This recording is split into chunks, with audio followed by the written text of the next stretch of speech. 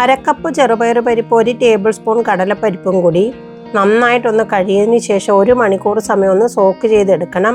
ഇനി 1 cup ragi പൗഡറിൽ 1 cup വെള്ളം ഒഴിച്ച് നന്നായിട്ടൊന്ന് കലക്കിയെടുക്കാം.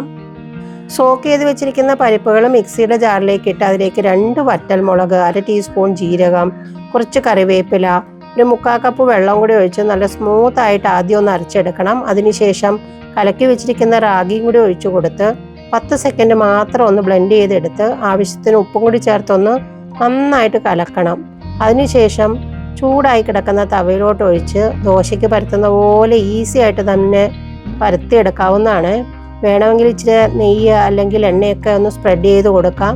ഒരു സൈഡ് അടച്ചു വെച്ച് വേണമെങ്കിലും വേവിച്ചെടുക്കാം. അതിനുശേഷം തിരിച്ചും മറിച്ചിട്ട് മൊരിച്ചെടുത്തിട്ടുണ്ട്. വളരെ ടേസ്റ്റി ആയിട്ട് ഹെൽത്തി ആയിട്ടുള്ള ഒരു റെസിപ്പി തന്നെയാണ് കേട്ടോ ഇത്. പരിപ്പുകളൊക്കെ ചേർത്തിരിക്കുന്നതുകൊണ്ട് നല്ലൊരു ടേസ്റ്റാണ്. അപ്പോൾ വീഡിയോ ലൈക്ക് ചെയ്യാനും ചാനൽ സബ്സ്ക്രൈബ് ചെയ്യാനും മറക്കരുത്.